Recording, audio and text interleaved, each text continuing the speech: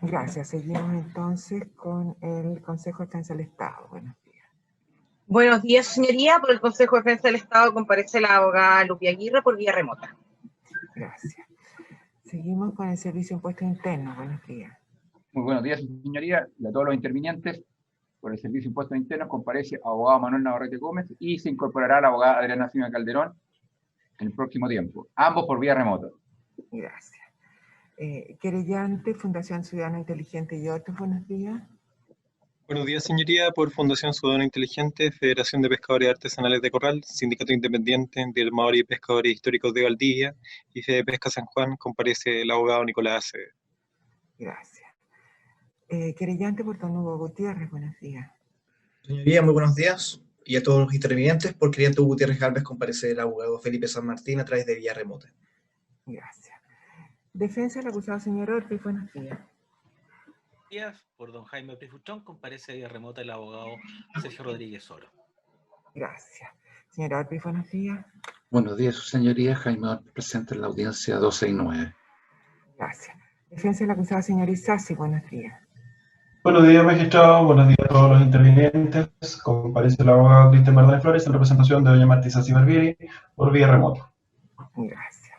Defensa del acusado señor Lobos, buenos días. Faltó doña Marta. Perdón. Perdón. El señor Isasi, buenos días. Disculpe. Muy buenos días, presidenta magistrada.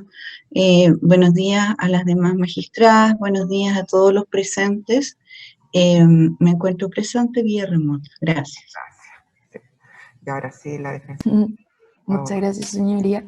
Buenos días, su señoría, y al resto de los intervinientes. Por vía remota comparece la abogada Catalina Tone Nazar. Me acompaña mi representado también por vía remota. Gracias, señor Lobo. Buenos días. Muy buenos días, magistrado. Raúl Lobos Torres, vía remota. Gracias. Corpesca S.A., buenos días. Buenos días, magistrada. En representación de Corpesca S.A. comparecen presencialmente los abogados Carolina Oreque y Waldo Baum, y de manera remota el abogado Carlos Balbontín. Perfecto. Gracias. Bueno, continuamos entonces con las alegaciones de clausura de la... Hay un problema, ¿Magistrado? ¿Magistrado? Sí, lo escuchamos, defensa de la... Sí, la defensa de la señora Isasi. Sí, magistrado, yo quiero hacer una petición de una situación que no pude subsanar con el tiempo, pero hice todo lo posible. Lo que pasa, magistrado, es que de acuerdo a los cálculos que se están realizando, la próxima semana comenzaríamos con las réplicas, el día lunes la fiscalía y el día martes los restantes acusadores. El problema que presenta esta defensa, magistrado, es que el día martes tengo una mega audiencia de revisión de prisión preventiva en el 15 juzgado de garantía. La situación, digamos, no ha podido ser subsanada, se intentó adelantarla, no aceptó el tribunal para poderla haber hecho esta semana, y en virtud de ello, magistrado, esta defensa necesariamente tiene que comparecer a esa audiencia. No es una audiencia que sea posible delegar por la magnitud de la misma.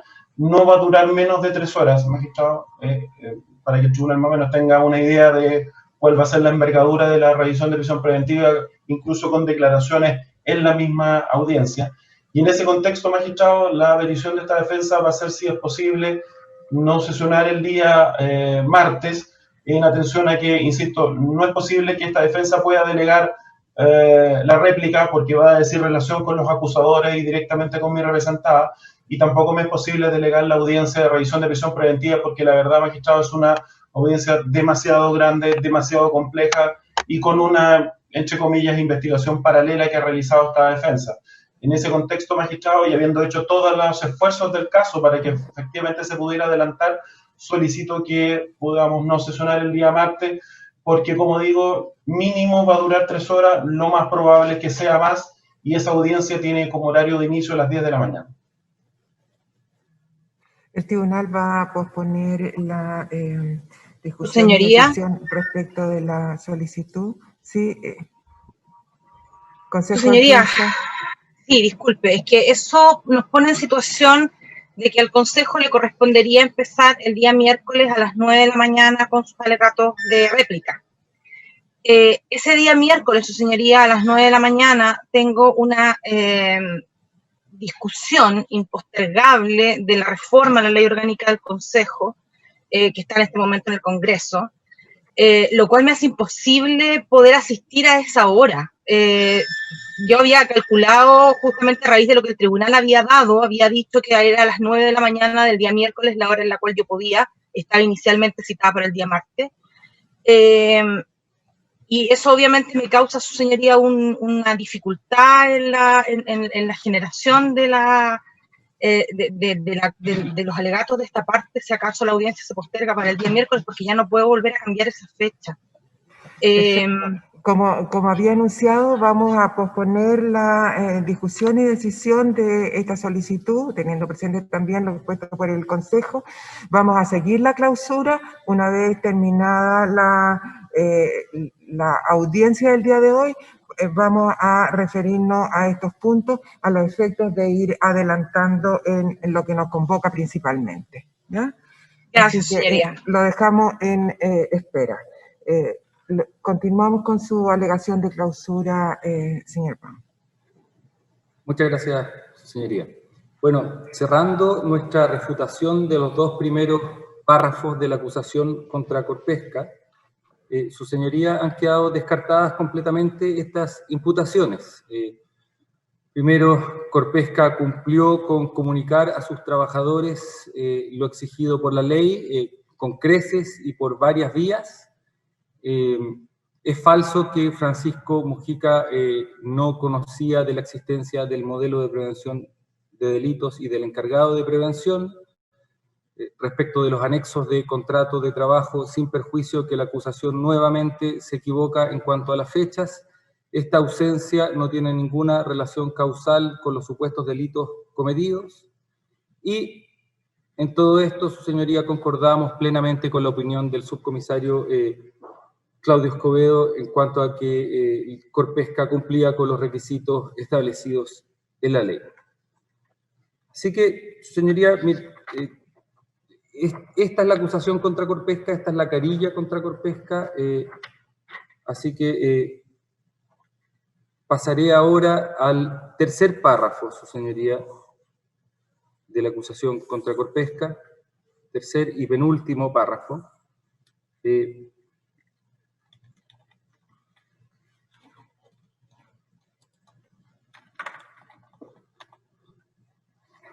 En el cual, magistradas, tampoco se señala un vínculo de causalidad entre las infracciones y la supuesta comisión de los delitos.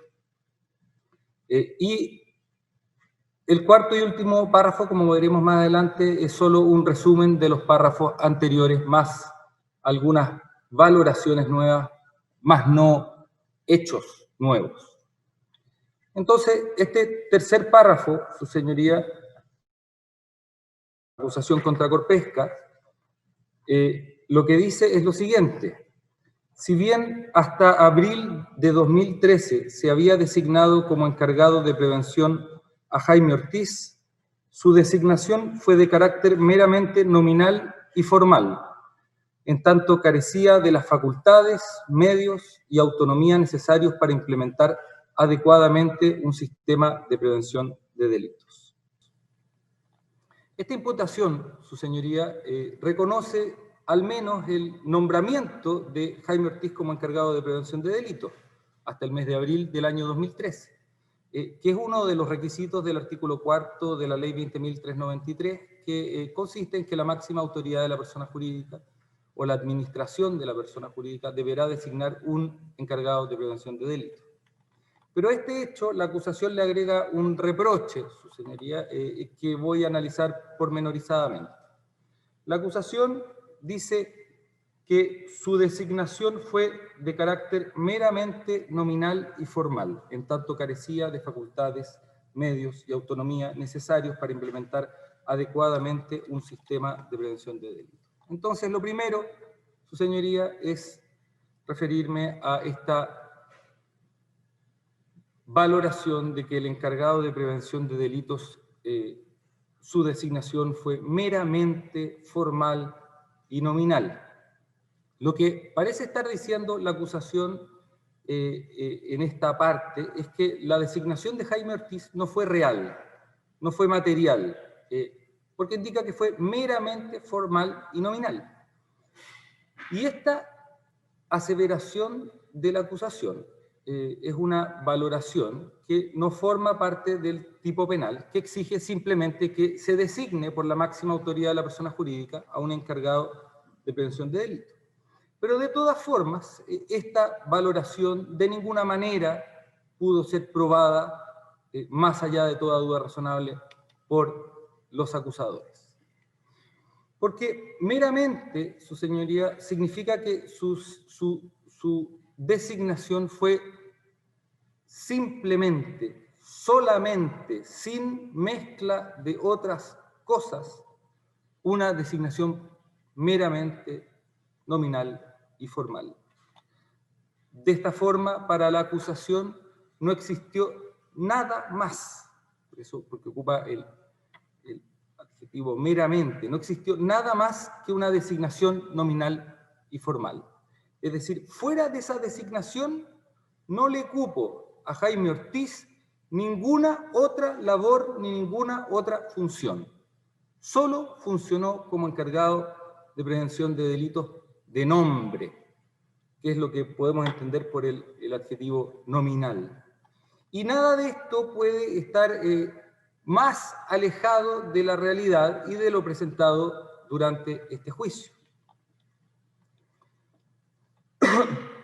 Ahora, la acusación dice que esta designación meramente formal y nominal era así, pues, primero que nada, carecía de autonomía. Dice, carecía de la autonomía necesaria. Pero Jaime Ortiz, magistrada, reunía todos los requisitos para ser encargado de prevención de delitos y tenía la autonomía que señala la ley para cumplir con esta función. Y de esta forma, ¿por qué me refiero a la ley, su señoría? Porque el artículo 4º, número 1, letra B de la ley 20.393, señala que el encargado de prevención de delitos deberá tener autonomía de la administración de la persona jurídica, a lo que agrega, no obstante, podrá ejercer labores de contraloría o auditoría interna. Y en el juicio quedó en evidencia que Jaime Ortiz cumplía o ejercía, como dice la ley, labores de contraloría o auditoría interna. Si bien el título del cargo de Jaime Ortiz a la fecha de la imputación era subgerente de administración, él era, su señoría, el encargado de la auditoría interna y de la contraloría dentro de Corpesca. Y las cosas, su señoría, son lo que son, o mejor dicho, las cosas son lo que son y no necesariamente lo que su nombre indica que son. Y recordemos, magistradas, que esto mismo sucede con el testigo Domingo Viviani. Domingo Viviani nos informó que su cargo es el de subgerente de finanzas, pero que en verdad Domingo Viviani es el tesorero general de Corpesca. Entonces, así como Domingo Viviani es el tesorero, aunque su cargo era subgerente de finanzas, lo mismo ocurre con Jaime Ortiz. Su cargo se denominaba subgerente de administración, pero su real función o su principal función era la de contralor o auditor interno. Y esto va más allá, su señoría, porque la ley no señala que el encargado de prevención de delitos deba ser el contralor o el auditor interno. La ley señala que deberá tener autonomía, no obstante podrá ejercer labores de auditoría o de contraloría interna. Con esto, lo que quiere decir la ley, su señoría, es que puede cumplir estas funciones, estas labores, pero también puede cumplir con otras, como de hecho era el caso de Jaime Ortiz. Y recordemos, magistrado, el documento manuscrito de Raúl Feliú número 10, que en una de sus notas, en una reunión con el abogado Proboste, escribía EP, Contralor / Aut Jefe, refiriéndose al auditor jefe. Consultado Jaime Ortiz por la Fiscalía, su señoría, el día 15 de enero de este año, sobre si en el periodo 2009-2013, como subgerente de administración, cuáles eran las áreas operativas de la subgerencia que usted tenía a su cargo, a qué materias se abocaba, Jaime Ortiz responde lo siguiente. Las materias son control de la contabilidad general, emisión de procedimientos de control interno, emisión de procedimientos funcionales. El principal trabajo era en control interno. Yo escribí los procedimientos de negocios de la compañía y los transformé en procedimientos de control. Y luego estos procedimientos son entregados a cada unidad responsable y se hacían las capacitaciones dependiendo de la complejidad. Esto incluía todo el espectro de control que existe en una compañía. Y además dice que tenía reuniones y se coordinaba para el trabajo de auditoría interna y auditoría externa. Entonces, si bien, como dice el testigo Jaime Ortiz, el cargo de contralor, como dijo en su declaración, el cargo de contralor propiamente tal, se crea el año 2015 y se lo dan a él, a quien más, si no dentro de la compañía se lo dan, de las características que él refiere de su cargo, su señoría, se encuentran las siguientes. Primero, el control de la contabilidad, que no implica la confección de la contabilidad, sino que el control de la contabilidad.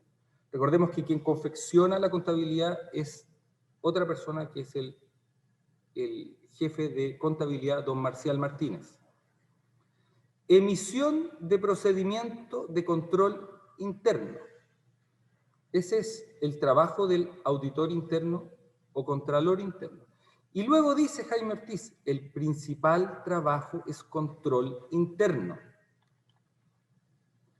Y finalmente se refiere a la relación con la auditoría interna, que sabemos que la hacía la empresa Deloitte, y auditoría interna que sabemos que la hacían estas famosas compañías que se iban turnando, su señoría Deloitte, Price, KPMG, entre otros. Y la versión de Jaime Ortiz respecto a sus funciones fue corroborada, más allá de toda duda razonable, con testigos y documentos. A este respecto, el señor Francisco Mujica, el 10 de diciembre de 2019, señaló que Jaime Ortiz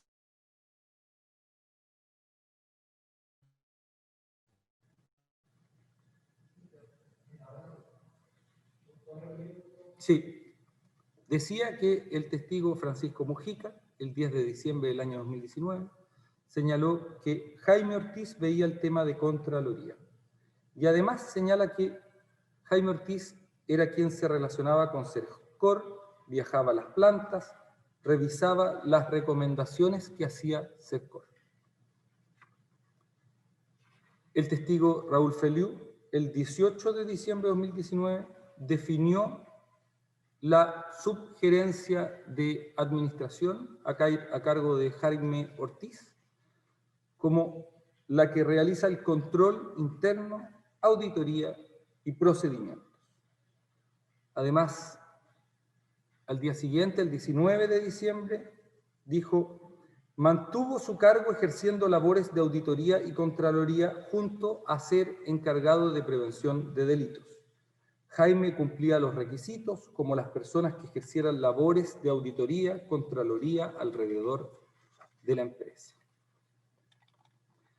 El testigo Silvano Manetti, su señoría, señaló que en esa época Corpesca tenía un encargado de prevención de delitos que era el subgerente de administración Jaime Ortiz Carrasco. Era una función adicional a su función principal, que era auditoría interna. Relación con la auditoría externa, que en ese tiempo estaba a cargo de Price, y la relación con Sigma. Luego, don Esteban Papich, magistradas, el 4 de septiembre de 2019, señaló que Jaime Ortiz veía la auditoría interna. Don Marcial Martínez, el 13 de noviembre de 2019, dijo que la subgerencia de administración, él controlaba las auditorías. Roberto Angelini, el 20 de noviembre, dijo que las auditorías las veía el subgerente de administración. Don Eduardo Navarro, el 25 de noviembre, señaló que Jaime Ortiz era del área de Contraloría y Finanzas, dijo.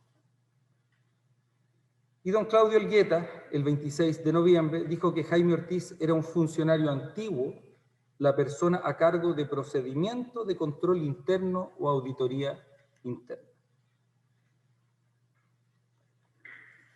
Y un testigo que vino hace poco tiempo al juicio, su señoría, el señor Juan Prado, recordemos este señor que trabajó en Cercor por años, que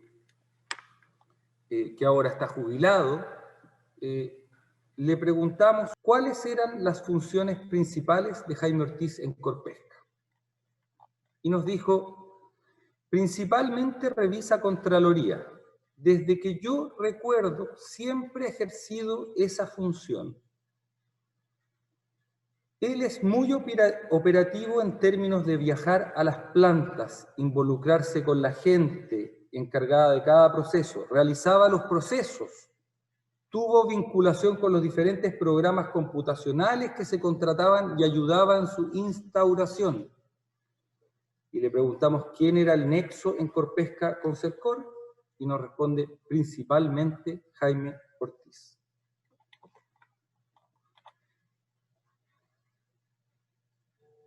Más allá de los testimonios, pudimos observar, el tribunal pudo constatar durante el juicio que la mayoría de los procedimientos,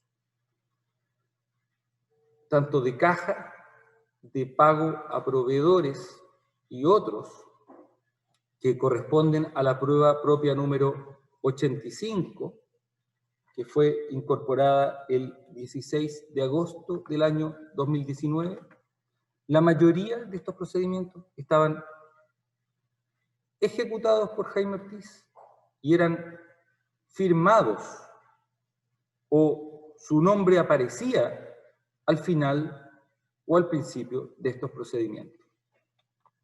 En ese documento, su señoría, este grueso documento, el número 85, quisiera destacar 3 procedimientos del año 2008, que son enviados por correo. Correo se encuentra dentro de esta misma prueba documental. Y que Jaime Ortiz le remite a los ejecutivos de Corpesca en Santiago y en plantas. Andrés Napolitano, Miguel Ángel Escobar, Ramón Pino, entre otros. Y el asunto de este correo es procedimientos. Y en ese correo Jaime Ortiz dice, entre otras cosas, que para establecer dichas responsabilidades es que esta subgerencia ha estimado necesario impartir ciertas instrucciones que se adjuntan en 3 archivos. Saluda atentamente, Jaime Ortiz. Y los archivos son un procedimiento de compras, un procedimiento de compras de servicios y otros procedimientos. Y todos estos 3 procedimientos, al final dicen, su señoría, Santiago, 28 de marzo de 2008, subgerencia de administración.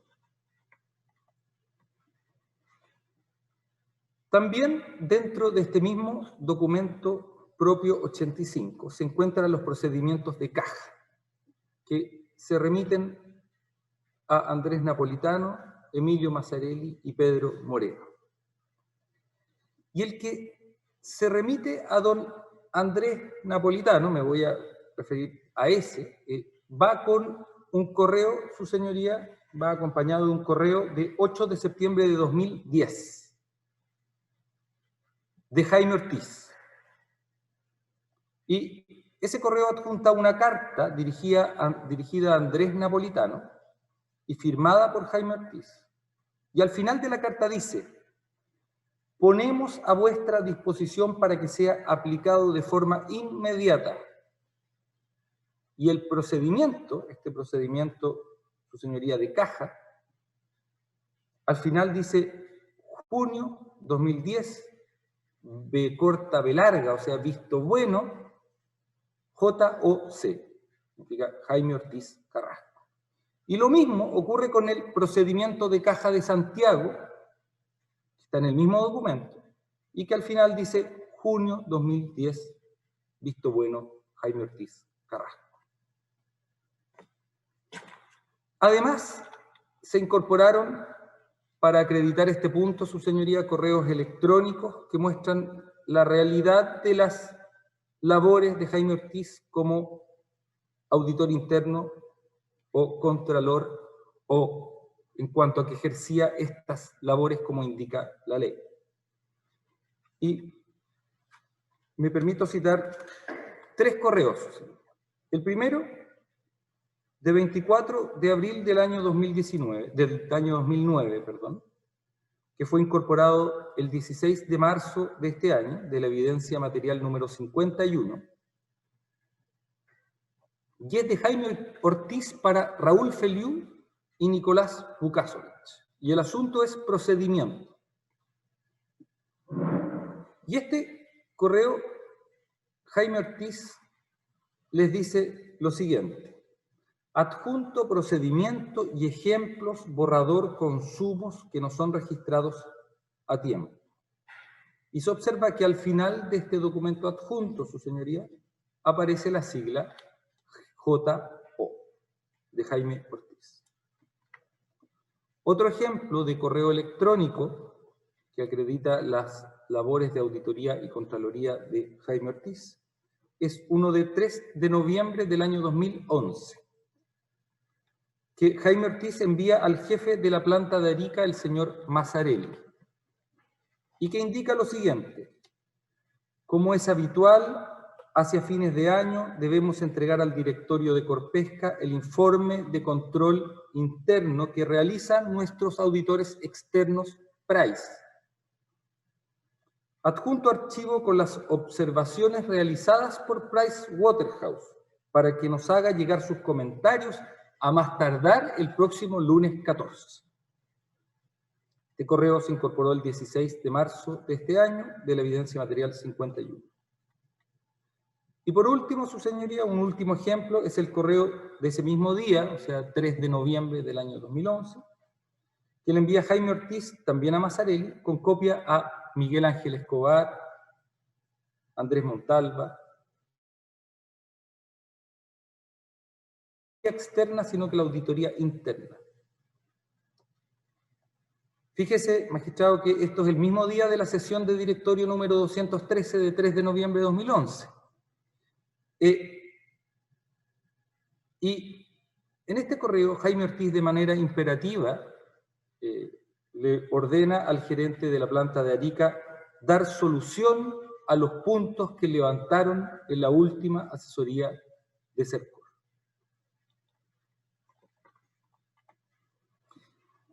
Y el hecho de que Jaime Ortiz ejercía labores de Contraloría y de auditoría interna, como señala la ley, su señoría, era, por supuesto, absolutamente conocido por Francisco Mujica y por la administración de la persona jurídica, esto es, su directorio. Porque lo tuvieron en consideración y lo señalan en el acta de sesión de directorio número 213, en que se designa a Jaime Ortiz. Porque esa acta de cesión, señoría, es bastante larga sobre el punto de responsabilidad penal de las personas jurídicas. Y primero, antes de resolver por unanimidad el directorio cada punto, se hace una introducción. Y en el punto 1 de esta acta, su señoría, se señala que el encargado de prevención de delitos debe ser autónomo de la administración. Y dice pero, en vez de decir no obstante, dice pero puede ejercer labores de contralor o auditor interno. Y aquí el directorio o Francisco Mujica se excedieron, fueron más allá de la ley, porque la ley no exige que la persona ejerza labores de contralor o auditor interno. La ley solo exige que ejerza labores de auditoría o contraloría interna. Entonces, magistrada, dicho todo esto, podemos afirmar categóricamente que Jaime Ortiz cumplía con la sugerencia legal de que el encargado de prevención de delitos podrá ejercer labores de auditoría o contraloría. Y este punto en la historia de la ley 20.393 quedó bastante claro, señoría. Y voy a hacer cita de 3 opiniones que se dieron sobre este punto, sobre el punto del encargado de prevención de delitos y de su autonomía, que se dieron en la Comisión de Constitución del Senado. Primero, según las notas que aparecen de la historia de la ley, el señor Edgardo Riveros, que era subsecretario general de la presidencia de la época, aseveró que el modelo de prevención de delitos que deberá implementar la empresa señalará que un órgano al interior de ella será el encargado de velar por su cumplimiento. Este órgano, agregó, contará con todas las garantías de autonomía e independencia para cumplir con su finalidad. Asimismo, le serán entregados los medios necesarios para el desarrollo de su función. Luego, el señor René Muga, en representación de la CPC, de la Confederación de la Producción y el Comercio, señaló que, en cuanto al contenido del proyecto de ley, resaltó la creación de un encargado de prevención que cuente con la suficiente autonomía para actuar con independencia en el ejercicio de sus funciones. Se entenderá como una función semejante a la que hoy realizan los contralores o auditores internos. Y el proyecto de ley establece de manera muy adecuada, a nuestro juicio, que dichas funciones no serán incompatibles. Ello, acotó, evita una mayor carga para las empresas y permite un uso adecuado y razonable de los recursos humanos calificados. Y finalmente, magistradas, la abogada de la Fiscalía Nacional del Ministerio Público, la señora Nelly Salvo, según las notas que aparecen en la historia de la ley, señaló lo siguiente. Indicó que, como principio general, se dispone que el encargado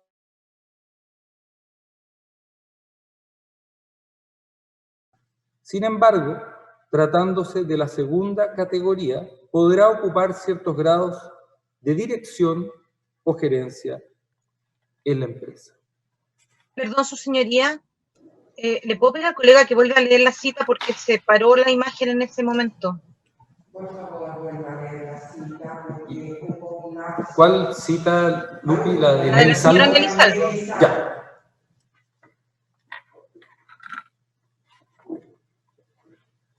Indicó que, como principio general, se dispone que el encargado de prevención debe ser autónomo de la administración y de los dueños de la persona jurídica. Sin embargo, tratándose de la segunda categoría, podrá ocupar ciertos cargos de dirección o gerencia en la empresa.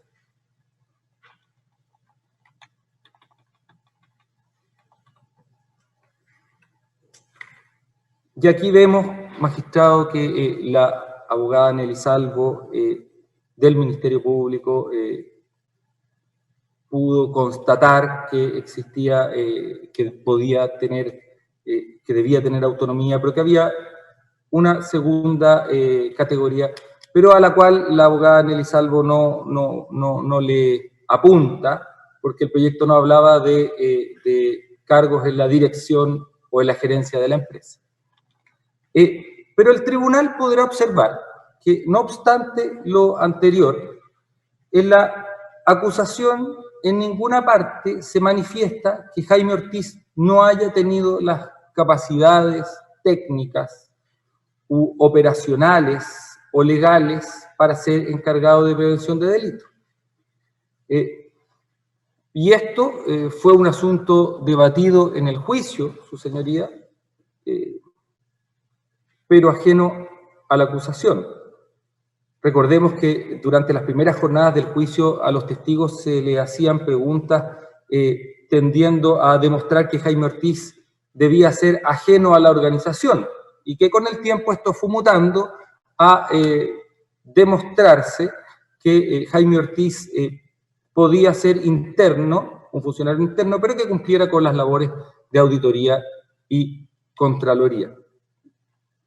Y en este sentido de las capacidades o cualidades técnicas, su señoría, Jaime Ortiz nos señaló que tiene más de 40 años de experiencia, siempre ejerciendo estas mismas funciones, y que tiene el grado de licenciado en auditoría y contabilidad de parte de la Universidad Diego Portales.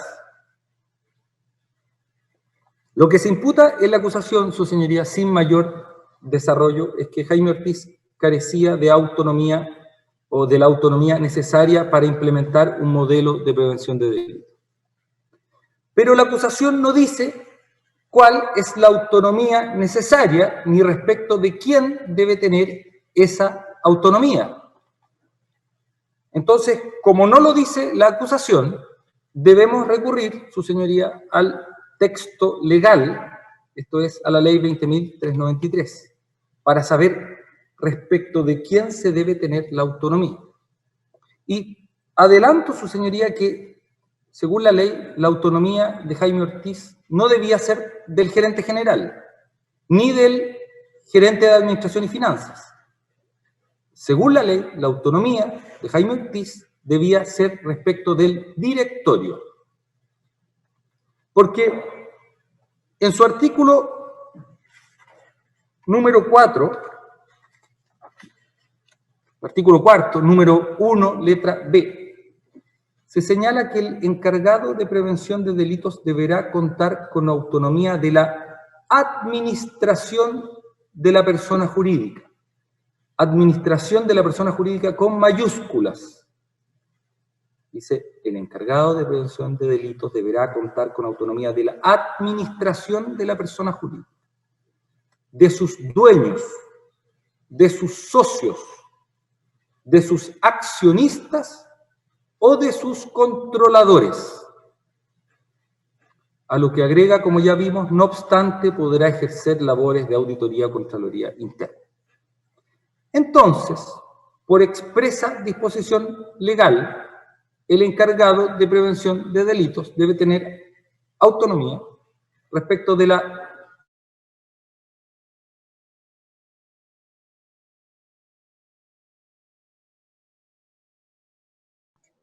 Su señoría, no sé si soy se yo. quedó congelado, no sé si soy solo yo.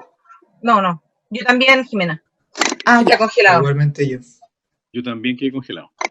O sea, Waldo quedó congelado. Yo me veo moverme, pero... Y veo moverse a la magistrada González. Ah, pero la magistrada Ovins tampoco está conectada. No, tampoco está Sí, conectada. hay poquito. Ahora volvió. Ahora volvieron todos. Ahora volvieron. No nos alcanzamos a caer.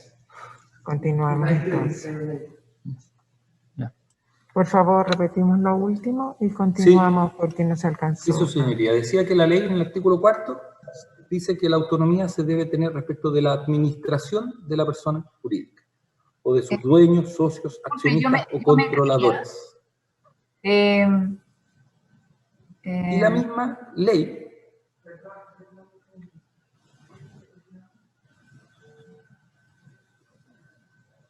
Doris, me salí un momento. No sé si me habré perdido.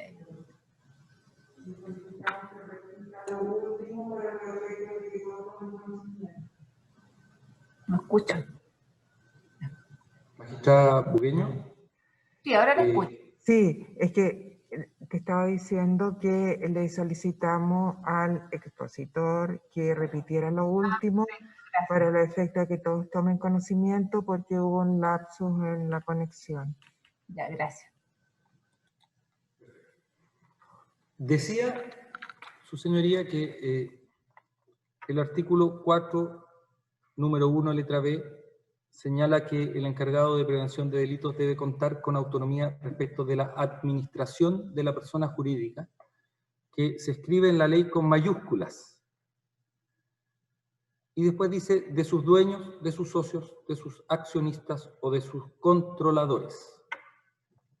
A lo que agrega la ley lo que ya dijimos, que no obstante podrá ejercer labores de contraloría o auditoría interna. Entonces, magistradas, por expresa disposición legal, la autonomía se debe tener, primero que nada, respecto de la administración de la persona jurídica. Y la administración de la persona jurídica, su señoría, es un concepto legal, claro y delimitado. Y no es Francisco Mujica. Porque, en efecto, el mismo artículo 4 define quién es la administración de la persona jurídica. Y dice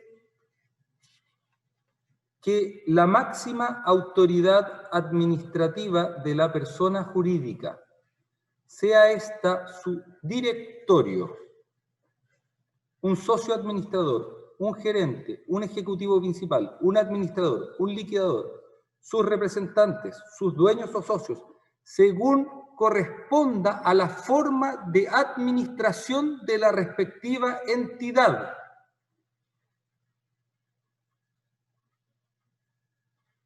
Coma, en adelante, la administración de la persona jurídica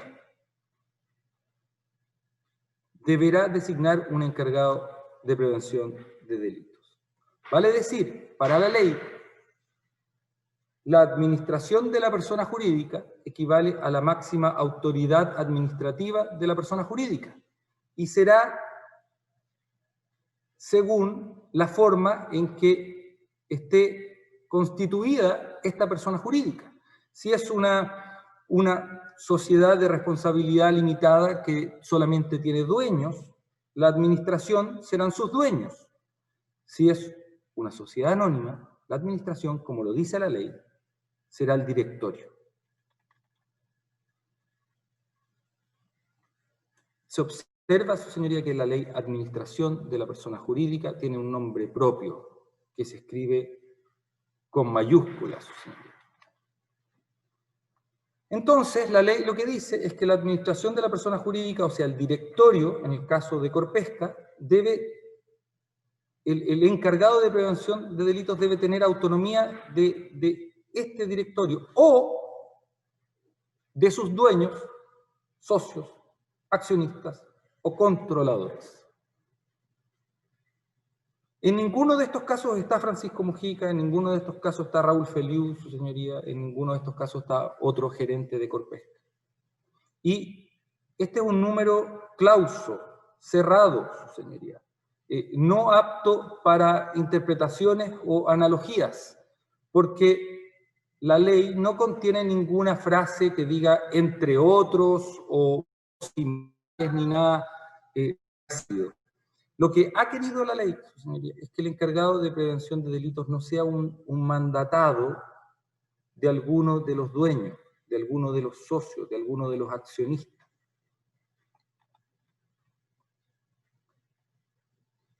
En definitiva, la ley no prohíbe en ningún caso que el encargado de prevención de delitos sea un subordinado del gerente general o de cualquier otro gerente. La ley exige que haya autonomía de la administración de la persona jurídica, que es el directorio, sus dueños. No obstante, podrá ejercer labores de auditoría contraloría interna, o sea, puede ser un funcionario interno de la compañía.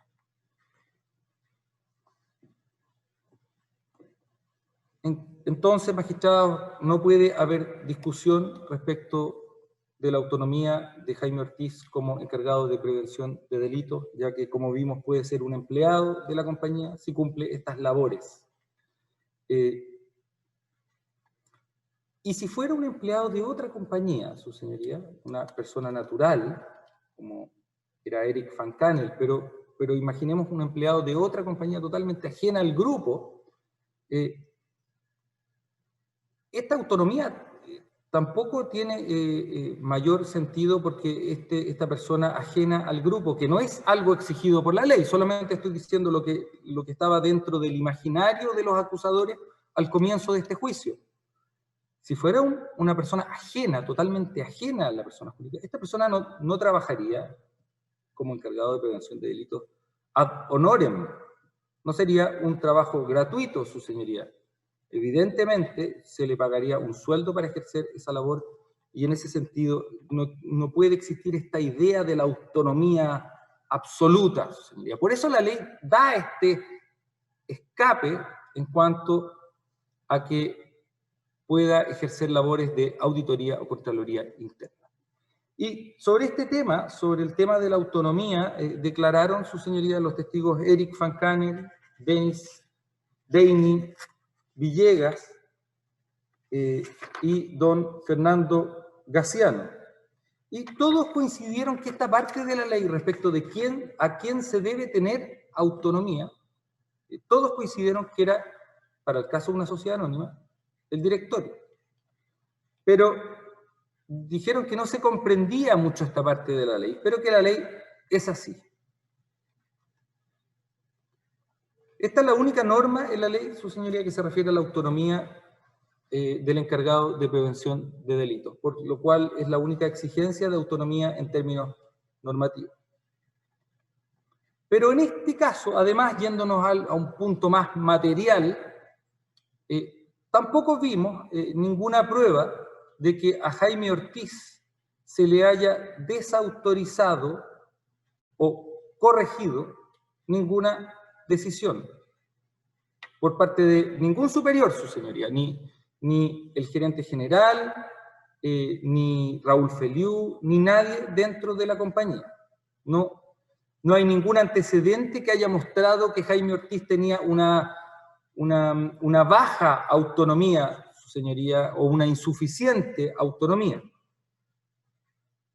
Tampoco vimos ningún antecedente que se le haya ordenado hacer algo contrario a sus deberes, ya sea de auditor interno, de subgerente de administración de Corpesca o de encargado de prevención de delitos. A este respecto, don Raúl Feliu, el 19 de diciembre, dijo que Jaime Ortiz tenía acceso a la gerencia general a cualquier persona de la compañía en su función como encargado de prevención de delitos. Si él quería, llamaba a los directores. Él nunca tuvo ningún impedimento para acercarse a los directores. Jaime Ortiz podía haber convocado a sesión de directorio si hubiese alguna denuncia. Y que si hubiese alguna denuncia factual, habría tenido que llamar al directorio. Además, su señoría, Jaime Ortiz, como se vio, era apoderado de la empresa.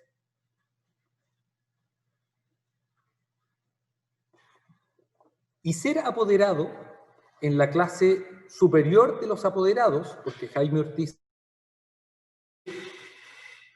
demuestra que no era cualquier persona en la compañía, sino que era un sujeto con poderes. Y al respecto, los acusadores han criticado durante el juicio este hecho, porque solamente se enfocan en esa calidad de apoderado o en esos poderes, en cuanto que lo habilitan a firmar junto con otra persona, porque el poder clase B siempre debe concurrir la firma junto con otra persona, solamente los cheques. O sea, la Fiscalía solamente se enfoca en esta visión de túnel a su rol de apoderado en cuanto a la firma de cheques. Pero no observan los otros poderes que se otorgan, porque ser apoderado, su señoría, es un estatus alto de confianza. Puede tomar créditos, puede comprar bienes, contratar servicios, etc. Pero por ser clase B siempre tiene que ir con la firma de otro apoderado. Al igual que en el caso de los cheques.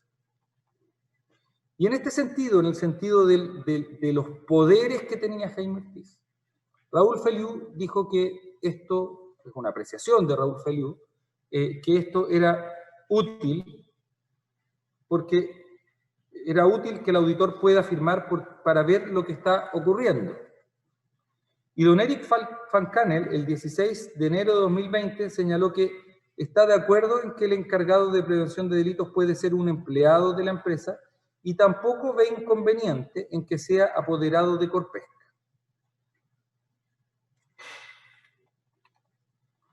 Entonces, señoría, se debe, a nuestro juicio, descartar la imputación de que Jaime Ortiz no tenía la autonomía necesaria para implementar el modelo de prevención de delitos, como se señala en la acusación. Luego, se dice en la acusación que este cargo que la designación de Jaime Ortiz era meramente formal y nominal porque no contaba con medios y facultades. Y aquí la acusación vuelve a equivocarse y no logramos comprender los motivos por los cuales no se revisaron o se hizo caso omiso de los documentos de Corpesca respecto de los medios y facultades. Y no tomaron en consideración la prueba que indica todo lo contrario. Las propias sesiones de directorio, su señoría, de la administración de la persona jurídica, le entregó expresamente todas las facultades y le entrega, en cuanto a los medios, un presupuesto de 50 millones de pesos anuales. En efecto, magistrada, en la sesión 211, de 3 de noviembre de 2011, luego de la parte en que se explica todo esto a la que ya hice referencia, la parte de las decisiones unánimes, en el punto tercero se señala designar a Jaime Ortiz como encargado de prevención de delitos de Corpesca. Y agrega, quien tendrá las atribuciones y obligaciones contenidas en la Ley 20.393. Y tendrá un presupuesto anual de 50 millones de pesos. Y además, se agrega, se designa como encargado de prevención de delitos subrogante al señor Nelson Ahumada Vélez. Entonces, sus señorías, no se puede negar que la máxima autoridad de la persona jurídica le otorgó expresamente todas las facultades, que en la sesión se les da el nombre de atribuciones. Y no se presentó en este juicio, su señoría, ningún antecedente que demuestre, más allá de toda duda razonable, que Jaime Ortiz no tenía estas facultades. No existe ningún elemento que muestre que alguna persona disminuyó estas facultades como encargado de prevención de delitos. Y en cuanto a los medios, en primer término, se le otorga un presupuesto anual.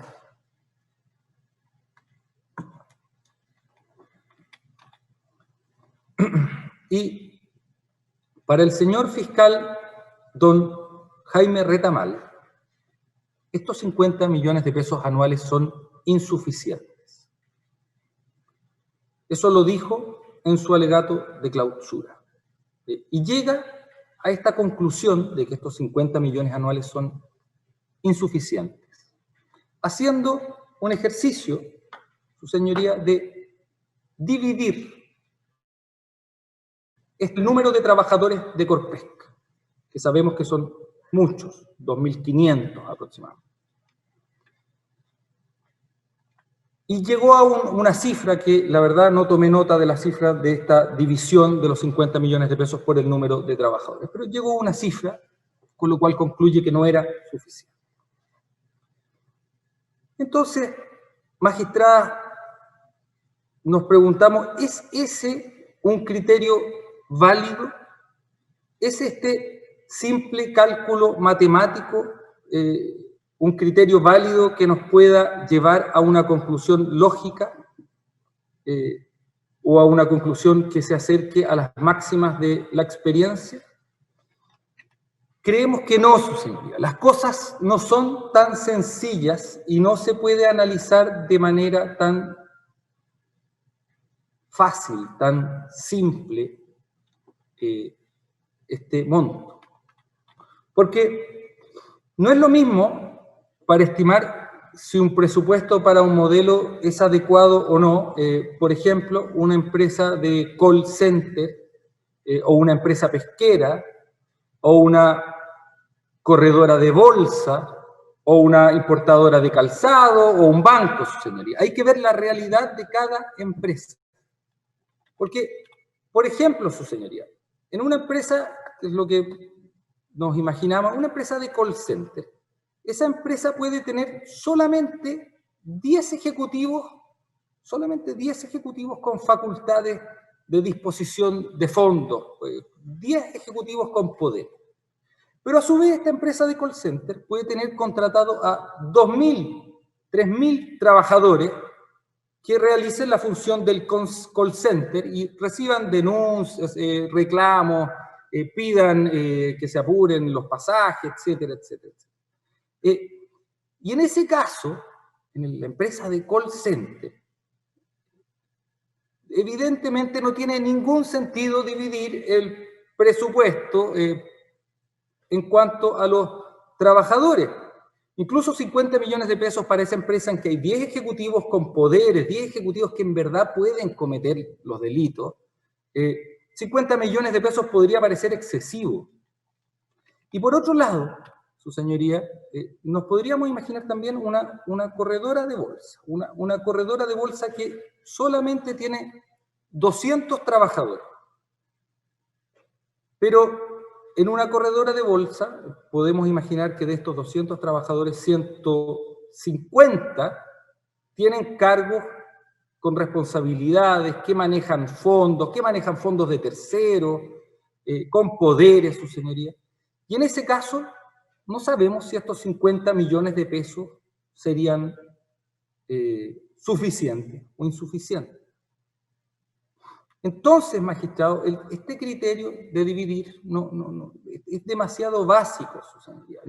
¿Cuáles son los conocimientos técnicos que podemos tener nosotros o la Fiscalía en evaluación de costos para estimar que este monto de 50 millones de pesos anuales era insuficiente? La Fiscalía no realizó ninguna comparación objetiva. No vimos a ningún perito del Ministerio Público, su señoría, que viniera a evaluar si era suficiente o insuficiente. Tampoco hizo un ejercicio, su señoría, la Fiscalía, por ejemplo, de determinar cuánto se le paga a Sercor anualmente. No se determinó ni le consultaron cuánto se gastaba en Eric Van Canel como encargado de prevención de delitos, qué presupuesto se le otorgaba a Eric Van Canel, no se comparó, no se investigó, su señoría. Y además,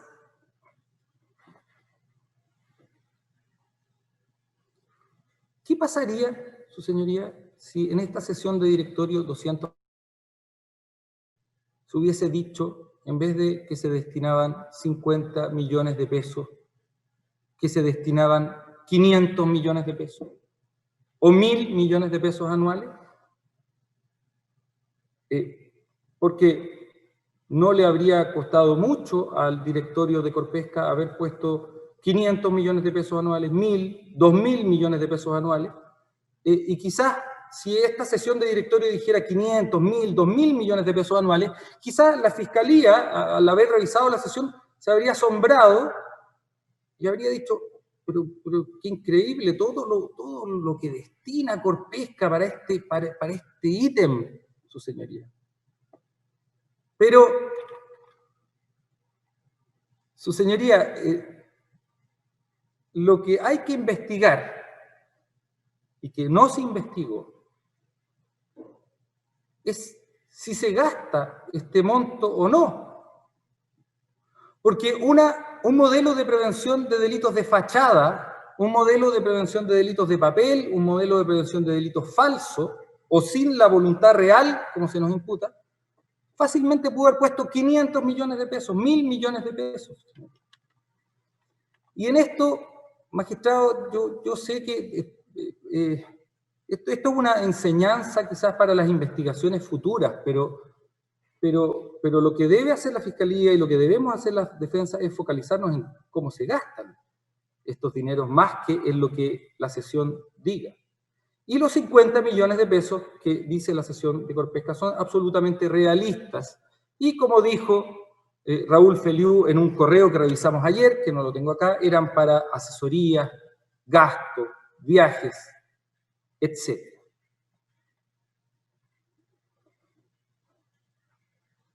Además de los medios materiales del presupuesto, su señoría, Jaime Ortiz contaba con todos los medios materiales que le disponía Corpesca. O sea, Jaime Ortiz mantenía su oficina, sus gastos, mantenía a sus subordinados, su señoría, y se designa, además, como ya dije, a un encargado de prevención de delitos subrogantes, que es el señor Nelson Ahumada, quien, ya sabemos, es un subordinado de don Jaime Ortiz, un auditor interno en Corpesca. Es lo que podrían denominarse, su señoría, los recursos humanos para la función del encargado de prevención de delitos. Y este hecho no se consideró en la acusación y desmiente que Jaime Ortiz trabajaba solo. Y en este sentido, Raúl Feliú, por ejemplo, señaló, su señoría, que el señor Nelson Ahumada es un auditor que trabaja con Jaime Ortiz. Y también tenía en su equipo, Jaime Ortiz, al señor Mario Coronado, que, según lo explicó este mismo testigo cuando vino a declarar a Estrados, que llegó como en septiembre del año 2012 y que tiene un anexo de contrato de trabajo sobre la ley de responsabilidad penal de las personas jurídicas, explicó que trabajó en ese periodo con el señor Jaime Ortiz. Y por si esto no fuera poco, su señoría, Jaime Ortiz disponía del equipo de asesores de CERCOR, de ser necesaria una investigación específica. En conclusión, su señoría, Jaime Ortiz contaba con los medios, con las facultades, con la autonomía necesarios para el desempeño de su cargo. Aquí la acusación nuevamente se equivoca por una defectuosa investigación y no se probó tampoco que esta imputación haya podido ser la causante de los delitos base. Así que, su señoría, el tercer párrafo de la acusación, de esta carilla de la acusación, también consideramos que debe ser descartado.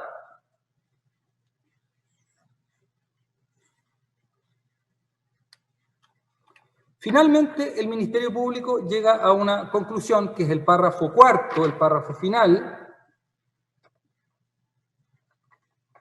pero que esta conclusión es en esencia, su señoría, un resumen de los párrafos anteriores. Solo contiene algunas apreciaciones valorativas adicionales. En consecuencia, parte diciendo, en consecuencia, Corpesca no solo no adoptó, implementó, administró ni supervisó un programa de prevención de delitos, sino que además no tuvo la voluntad real de hacerlo, limitándose solo a la contratación del diseño de un modelo y al nombramiento formal y nominal del encargado de prevención de delitos, lo que era ineficaz para cumplir con los deberes de supervisión y dirección en la prevención de los delitos, como los de soborno que se le imputan a su ex gerente general, Francisco Mujica. Así que este resumen, estas conclusiones respecto de los párrafos anteriores, no contienen hechos nuevos, solo contienen valoraciones, que de todas formas, su señoría, voy a descomprimir. En primer lugar, señala que no solo no adoptó un programa de prevención de delitos, y adoptar un programa de prevención de delitos lo podemos entender como elegir un programa y hacerlo para sí, hacerlo suyo. Y que Corpesca no adoptó un modelo de prevención de delitos es falso. El 3 de noviembre de 2011, su señoría, en dicha fecha, la máxima autoridad de la persona jurídica, el directorio, expresamente adoptó un modelo de prevención de delitos, según consta en la sesión número 213, tantas veces mencionada. En segundo lugar, dice que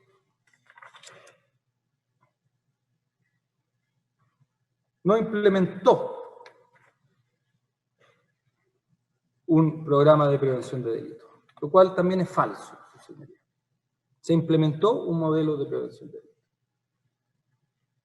Como ya se dijo, la implementación es imposible de concretar el día 1 de enero del año 2010.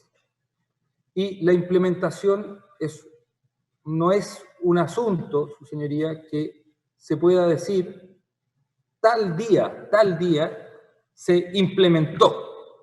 No, la implementación del modelo de prevención de delitos es un esfuerzo diario. Ni siquiera una certificación de aquellas de las cuales solamente se podía obtener después de julio del año 2011, cuando recién aparece la primera empresa certificadora, ni siquiera una certificación da cuenta de una implementación total y definitiva. Se está implementando todavía en las empresas los modelos de prevención de delitos. No se puede decir que una empresa ya implementó un modelo de prevención. Lo que se demostró en el juicio es que esto es un proceso y que existen actos de implementación serios, muchos de los cuales ya han sido expuestos por esta parte, su señoría, como las comunicaciones a los trabajadores, ejecutivos, directores, de las obligaciones y prohibiciones, la elaboración de documentos, de sistemas, la subida a la página web de los elementos esenciales. Y en esto nuevamente concordamos con lo que señaló el testigo Claudio Escobedo de la BRILAC. Después agrega otro sinónimo, parece que es otro sinónimo, señoría, porque dice que no solo no adoptó, no solo no implementó, dice, no administró un programa de prevención de delitos. Y esta frase no sabemos muy bien cómo interpretarla, no sabemos a qué se refiere muy bien la Fiscalía con esta frase, porque la ley 20.393 en ninguna parte se refiere a administrar un sistema. La ley establece que se debe establecer un sistema de prevención de delitos. Entonces, cuando se habla de administrar, evidentemente, si es que le buscamos alguna forma para poder defendernos, administrar, evidentemente, se administró por parte del encargado de prevención de delitos, don Jaime Ortiz, también por parte de don Raúl Feliu, también por parte de todos los colaboradores, su señoría, por la administración de la persona jurídica, con mayúscula. Y en este sentido, Jaime Ortiz administraba este sistema como encargado de prevención de delitos. administrar, uno podría decir que es administrar la línea directa de Corpesca. Las denuncias le llegaban a Jaime Ortiz en este correo que vimos, que era lineadirecta@corpesca.cl. Pero en fin, su señoría, se pudieron haber agregado otros sinónimos, se pudo haber dicho no adoptó, no implementó, no administró, no gestionó, no dispuso, etcétera, etcétera, pero eso, su señoría, son simplemente valoraciones. Y finalmente dice, ni supervisó un programa de prevención de delitos. Y respecto de este punto,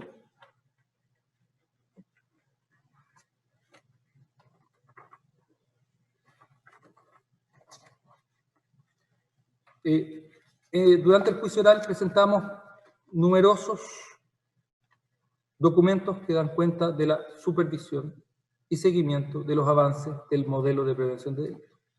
Especialmente hecho por la empresa de auditoría interna Cercor, por parte de don Claudio Elgueta, por parte de don Juan Prado y por parte de un señor que fue especialmente contratado para monitorear y seguir el avance del modelo de prevención de delitos, que es el señor Pablo Wichmann.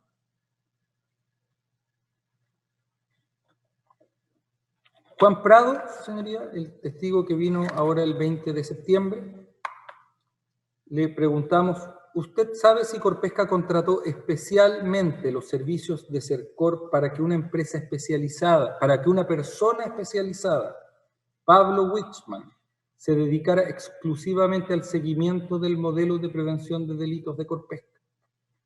Y nos responde, sé que se incorporó un ítem dentro de la tarifa. Sé que aún funciona así. Y luego se refirió al rol de Pablo Wichmann y de Cercor en la supervisión del modelo de prevención de delitos.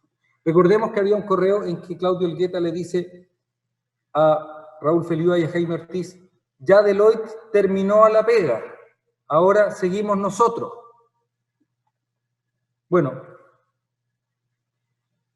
todos estos correos que acompañamos muestran el rol adicional de Cercor en la supervisión y desarrollo del modelo de prevención de delitos. Y como ya dijimos, no solamente los correos electrónicos es lo que sucede en el mundo real, sino que existen otras cosas fuera de los correos electrónicos, como reuniones y conversaciones, su señoría, que no son por esta vía. Pero como vimos de los correos electrónicos, apenas se adopta el modelo de prevención de delitos en noviembre del año 2011, ya en esa época se observan correos en los cuales Pablo Wichmann se asume este rol y se comunica constantemente con los señores Jaime Ortiz, Raúl Feliú, y en general con copia a Claudio Elgueta, Eric Van Kanen, etc. A modo de ejemplo voy a citar algunos de los que se incorporaron. El 28 de diciembre de 2011, Jaime Ortiz le envía un correo a Raúl Feliú con copia a Pablo Wichmann y le dice a Raúl Feliú, este es el ejemplar que subiremos a la web de Corpesca. Y en el correo siguiente, que forma parte del mismo documento, Pablo Wichmann solicita el archivo Word para dejar un archivo centralizado, dice, porque él iba manteniéndolo, iba pidiendo información y iba manteniendo un archivo centralizado. Ese mismo día, fue incorporado de la evidencia material número 12, este documento, el 5 de marzo de este año. Ese mismo día, pero un poco más tarde, a las 18:06, Pablo Wichmann realiza sugerencias finales a lo que se denomina la línea directa. Esto fue incorporado de la evidencia material número 12, el 5 de marzo de 2020. Luego, el 5 de enero de 2012, según da cuenta el documento de la evidencia material incorporado el 5 de marzo de 2020, Pablo Wichmann le envía un correo a Jaime Ortiz, Raúl Feliú, Francisco Mujica y Claudio Elgueta diciendo, estimado Jaime, dirigiendo a Jaime Ortiz. Estimado Jaime, buen trabajo, quedó muy bien. El 12 de marzo de 2012, Pablo Wichmann envía un correo a Jaime Ortiz en lo que Pablo Wichmann denomina un ejemplo para hacer una presentación del Código de Ética y el modelo de prevención de delitos. El 2 de abril de 2012, Pablo Wichmann le manda otro correo a Jaime Ortiz en que le pide que actualice la página web. Son cosas formales, su señoría, pero observan la atención que está teniendo Pablo Wichmann del modelo de prevención de delitos de Corpesca.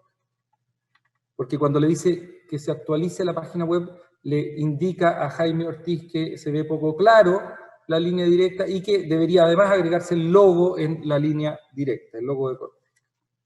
El 7 de agosto de 2012, su señoría, según da cuenta el documento incorporado de la evidencia material número 12, el 6 de marzo del año 2020, Pablo Wichmann, en su rol de asesor y supervisión por parte de CEPCOR, envía una serie de correos a Jaime Ortiz y Raúl Feliu respecto de los cambios que se le iban a hacer al Código de Ética por parte del directorio de Corpesca.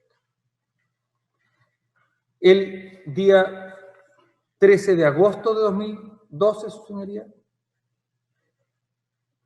mediante un correo que fue incorporado el 6 de marzo del 2020, de la evidencia material número 12, Pablo Wichmann envía a Jaime Ortiz un correo con un texto actualizado de los anexos de contrato y del reglamento de higiene, orden y seguridad de la compañía. Y por último, de los correos que con los cuales estoy ejemplificando esto, su señoría, el 10 de septiembre del año 2012, por un correo incorporado el 6 de marzo de 2020 de la evidencia material número 12, Pablo Wichmann envía un nuevo correo a Jaime Ortiz diciendo que ya vio que subieron los nuevos formatos de código de ética sobre la ley 20.393 y la nueva línea directa referida únicamente a la ley 20.393. Y le pide a Jaime Ortiz que llene un formulario que se incorporó también, su señoría, que se denomina Estatus, Implementación, Modelo de Prevención de Delitos. Y ese formulario que enviaba Pablo Wichmann a Jaime Ortiz tenía tics y tenía X y se iba marcando por parte de Pablo Wichmann lo que estaba listo, lo que había que hacer, lo que faltaba, etc. Esto, su señoría, nosotros consideramos que sin lugar a dudas es un rol de supervisión y monitoreo de los avances del modelo de prevención de delitos, contrario a lo que se señala en la acusación, sin señalar hechos, solamente señalando que no se supervisó, sin señalar una relación circunstanciada de cómo no se supervisó. Su señoría... Vamos a hacer el receso de media mañana. Volvemos a las 11 horas. Sí, señoría, quisiera decir algo que me queda bastante poco. No sé si quiere hacer el receso más breve, pero me debe quedar una media hora, yo creo. Sí. Nos vamos a hacer el receso de media mañana. Sí, y después vemos el tema que tenemos, que propusimos al inicio de la jornada. Encontrándonos todos presentes, entonces, continuamos con las alegaciones de clausura de Corpesca S.A. Gracias, su señoría. Estábamos descomprimiendo el último párrafo, el cuarto párrafo de la acusación contra Corpesca, y ahora me voy a referir a aquella parte en que señala la acusación que Corpesca se limitó solo a la contratación del diseño de un modelo y al nombramiento formal y nominal del encargado de prevención. Como ya dije, es un resumen, una conclusión de lo anterior. Pero como hemos visto, es falso que Corpesca se haya limitado solamente a contratar el diseño de un modelo y el nombramiento formal y nominal del encargado de prevención de delitos. Eso es evidentemente falso o incorrecto. O no se investigó nada de lo adicional a esto, o no se revisaron los cientos de documentos que se encontraban en la carpeta investigativa. Porque limitándose solo, la palabra limitándose solo, significa claramente que no hubo nada más, que fuera de este diseño y de esta designación no hay nada, hay vacío. Y como se demostró en el juicio, Corpesca, además de contratar el diseño por parte de Deloitte y designar a Jaime Ortiz, realizó muchas otras cosas. Y en resumen, por ejemplo, pidió la asesoría en diversas materias relacionadas a la ley 20.393 del estudio Portaluppi, Guzmán y Besanilla, en especial de los abogados Hernán Monkeberg, José Tomás Guzmán, Esteban Papich. Se asesoró desde el año 2010 con el abogado Francisco Proboste, se asesoró con el abogado Franco Corsiglia, se consultó con otras compañías, como la consulta que se le hizo al contralor de la empresa Arauco. El encargado de prevención de delitos, don Jaime Ortiz, informó al directorio respecto del funcionamiento y los cambios en el modelo de prevención de delitos. Se realizaron estos cambios al modelo de prevención de delitos, lo que demuestra que estábamos en presencia de un sistema vivo, no de papel. Se comunicaron, como dije ayer, los reglamentos que contienen las obligaciones y prohibiciones, se subieron los instrumentos a la página web, lo que no era especialmente recomendado por el diseño de Deloitte. Entonces, ¿dónde deja la acusación todas estas cosas? ¿Dónde deja la acusación el levantamiento del canal de denuncias o la línea directa? Si es que no hay nada más, si se limitó solo a la contratación de Deloitte y a la designación de un encargado de prevención de delitos. Vimos que Deloitte entregó documentos que eran en esencia borradores, a menos o salvo la matriz de riesgo, y la Fiscalía señala en su acusación que Corpesca no hizo nada más, pero vimos que esos borradores, señoría, entregados por Deloitte, fueron modificados por Corpesca, revisados, para obtener lo mejor posible. Y vimos también, su señoría, que adicionalmente a todo esto existía un sistema de auditorías internas y externas y la existencia de procedimientos. Y ahora, magistrado, respecto de este último párrafo, me referiré a la que yo creo que es una de las imputaciones o valoraciones más relevantes de la acusación. Dice la acusación, sino que además no tuvo la voluntad real de hacerlo. Y esto es bastante llamativo, su señoría, porque vimos en los alegatos de los acusadores, tanto del Ministerio Público como del Consejo de Defensa del Estado, que allí donde a la persona natural se le exige solamente el elemento conocimiento de parte, como el único elemento relevante para el dolo, aquí, para la persona jurídica, el elemento relevante es el elemento volitivo, es la voluntad real, lo que no deja de ser, su señoría, una evidente contradicción.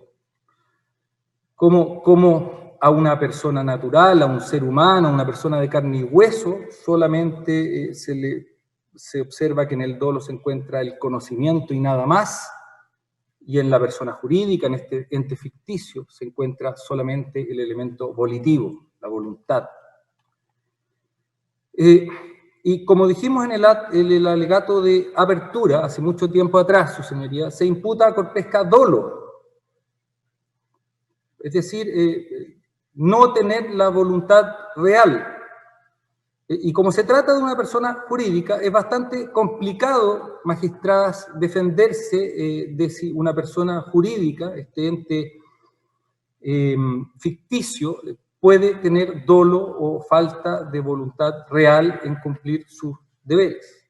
Entonces, lo único que nos queda como defensa, magistradas, es escudriñar o buscar las conductas de las personas naturales que integran la persona jurídica, y en esa búsqueda encontramos que es falso, de falsedad absoluta, su señoría, que no existía voluntad real de hacerlo, como dice la acusación. Quizás en algunos aspectos, su señoría, como los anexos de contrato de trabajo, Corpesca fue demasiado perfeccionista, su señoría, y por eso tardó en esta situación. Pero es evidente que Corpesca tenía la voluntad real de hacerlo. No vimos durante todo este juicio, su señoría, ningún antecedente que evidenciara una voluntad de parte de la organización de no cumplir con sus deberes de dirección y supervisión. No hubo ningún testimonio, ningún documento, ningún correo electrónico que dijera, su señoría, señores, demoremos el asunto de la ley 20.393, demoremos el modelo de prevención de delitos, no hagamos esto tan rápido, no lo hagamos, que esto no sea, que esto no implique mayores recursos, que esto no le dediquemos tiempo a esto. No vimos nada de eso, su señoría, durante este juicio.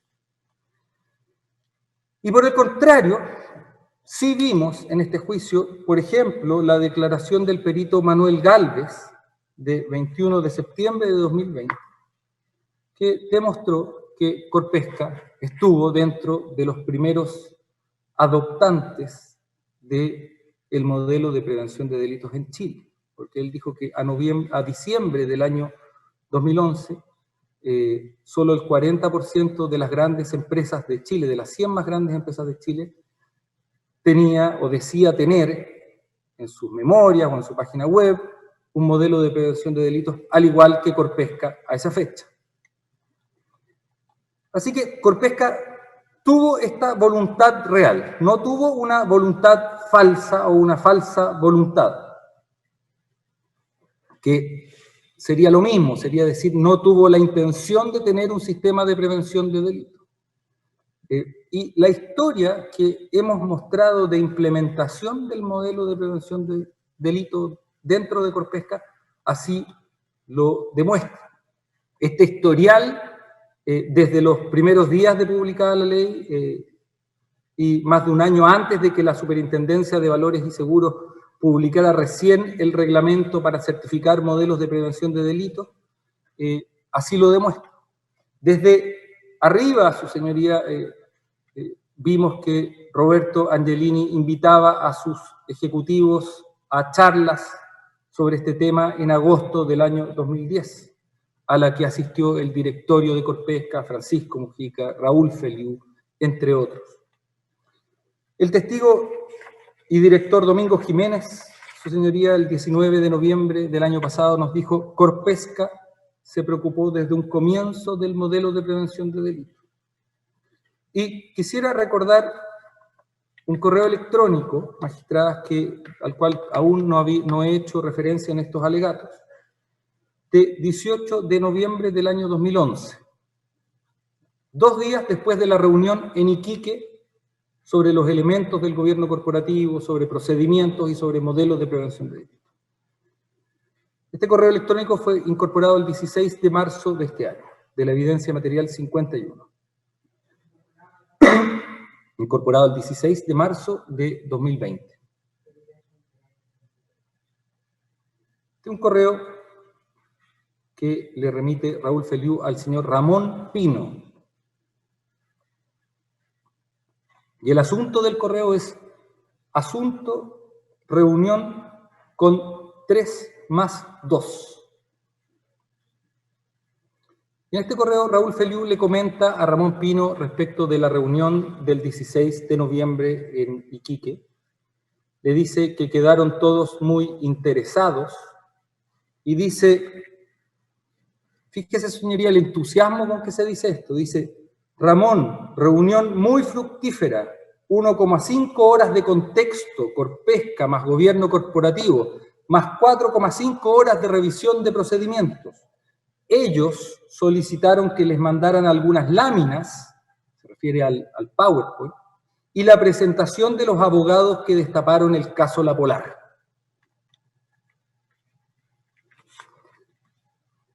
Este tipo de comunicaciones, su señoría, nos muestra el ánimo con que se tomaban estas cosas en Corpesca, su señoría, de parte de todos y a principios de la implementación de la ley.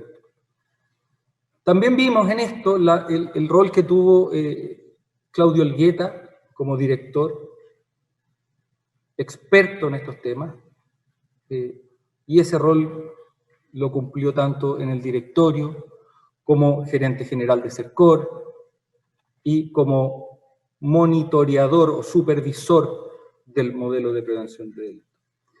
Y, magistrada, muy importante respecto de la voluntad real de tener un modelo de prevención de delitos o de cumplir con los deberes de dirección y supervisión, son los correos que muestran que Corpesca lideró este proceso dentro de este grupo de empresas, que recordemos tiene a Copec, Arauco, Siemel y otras.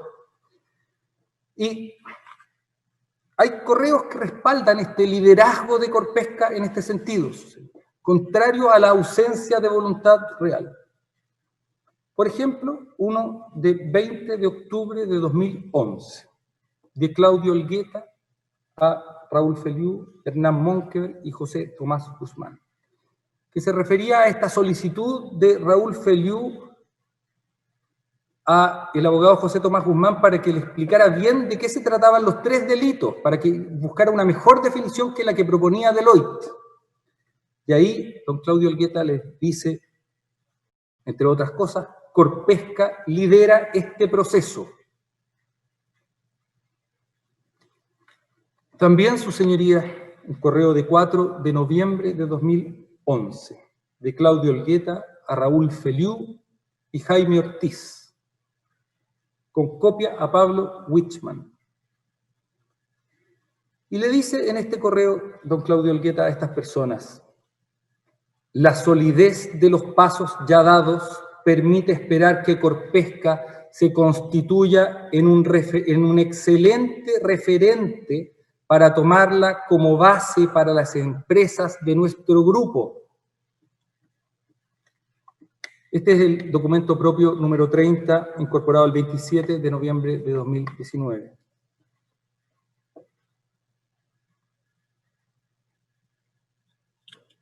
Y así también el correo de 5 de septiembre de 2012, que esto después del cambio para mejorar el modelo de prevención de delitos, y que corresponde al documento propio número 63 de 27 de noviembre de 2011, en que Claudio Olgueta le dice a Raúl Feliú, gracias Raúl, felicito a Corpesca por un excelente trabajo en esto.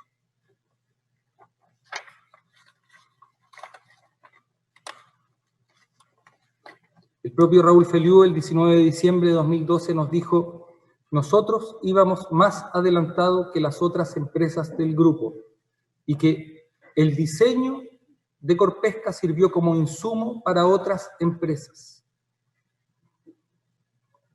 Y don Juan Prado, el 14 de septiembre de 2020, le consultamos.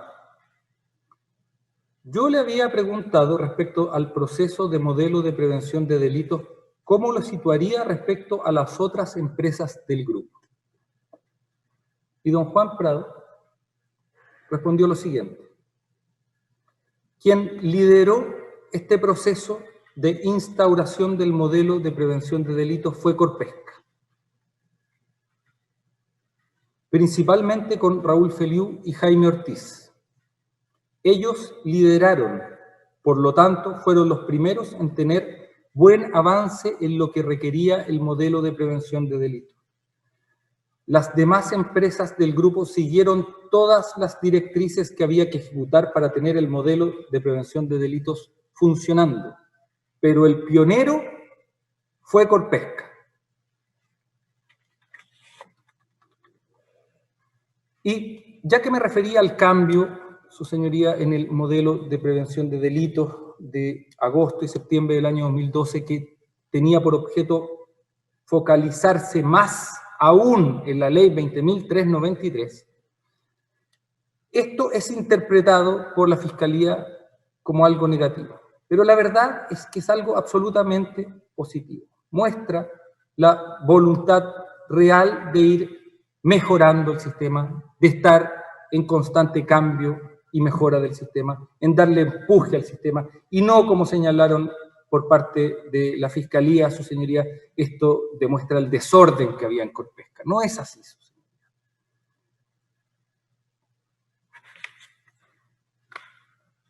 Y esto se ve reflejado, magistradas, en un correo de 30 de julio del año 2012, incorporado de la evidencia material el 6 de marzo de 2020.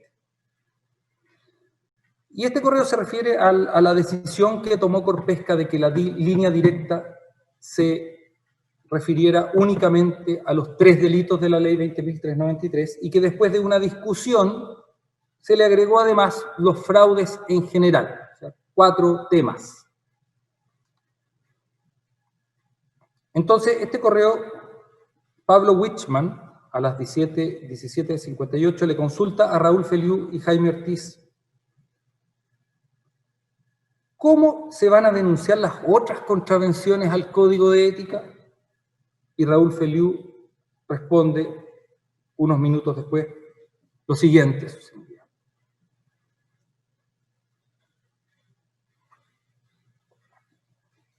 Pablo, por la gradualidad necesaria de estos procesos y privilegiando la efectiva búsqueda para hacernos cargo de la ley 20.393, hemos preferido focalizarnos solo en la denuncia explícita de los 3 delitos de esta ley.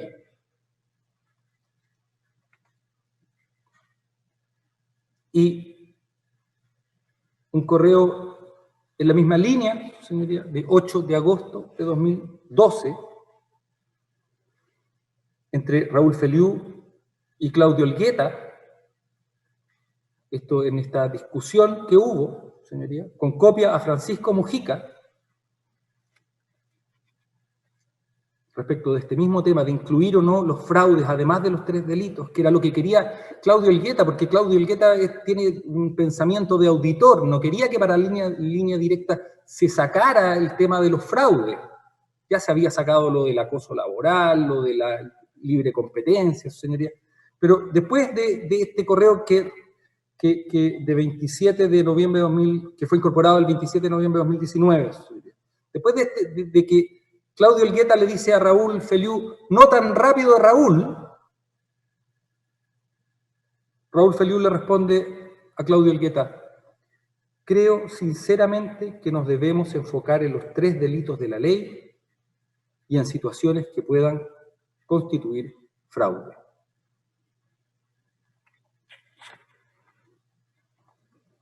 Y así también, su señoría, incorporamos numerosos correos que evidencian la preocupación, la mayoría de ellos ya me he referido, muchos de ellos de la primera etapa del 2010, 2011, su señoría.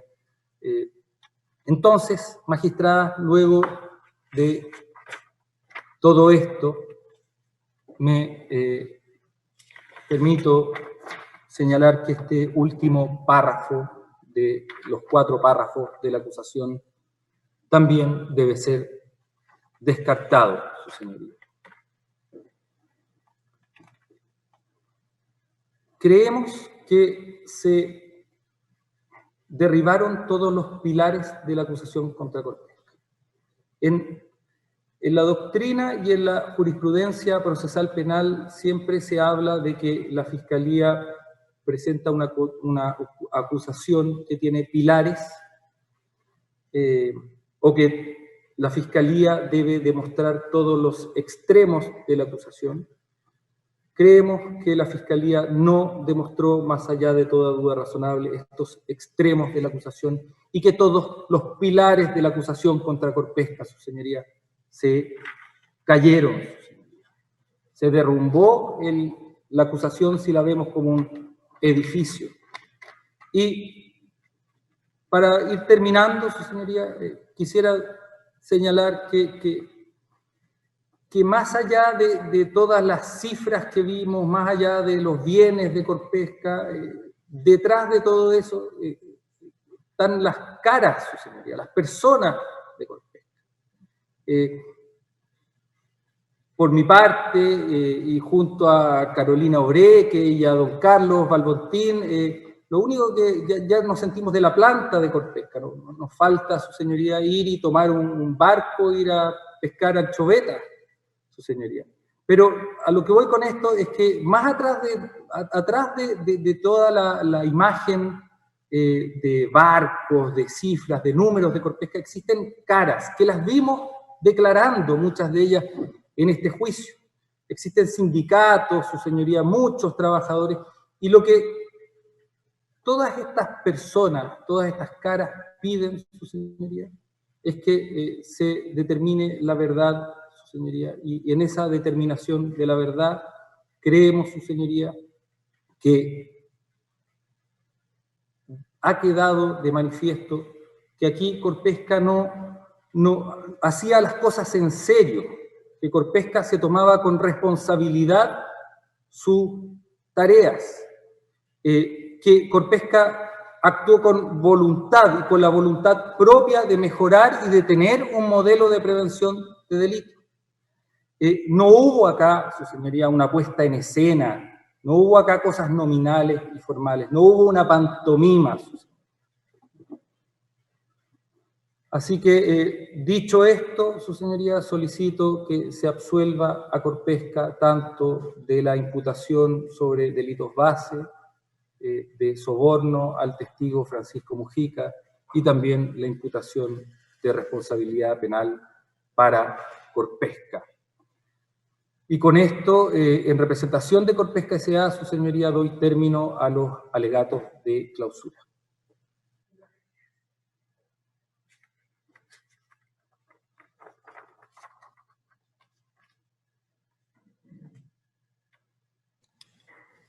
Sin audio.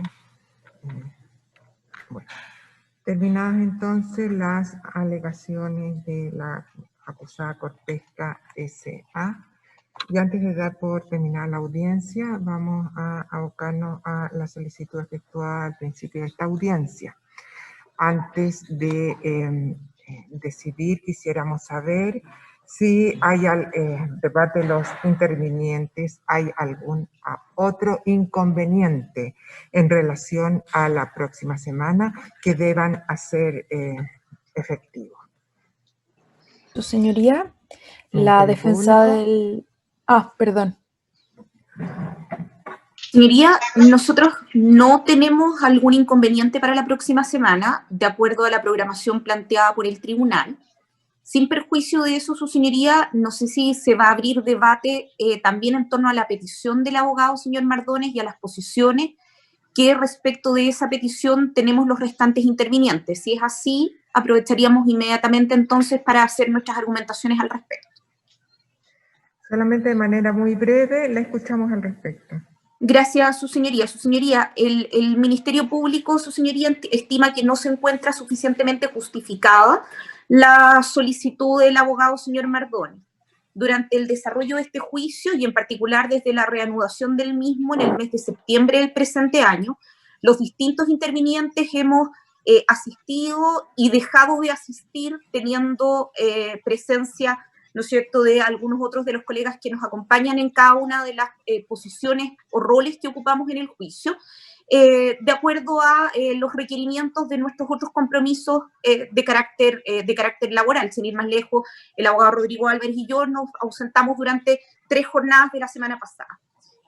Lo cierto es, su señoría, que de acuerdo a la planificación planteada por el tribunal, y también respecto del objeto de las réplicas, en donde el tribunal al principio de esta semana, al momento de entregarnos los tiempos, indicó que debíamos atenernos en las réplicas estrictamente a lo dispuesto en el Código Procesal Penal, esto es, hacernos cargo de las conclusiones de la contraria.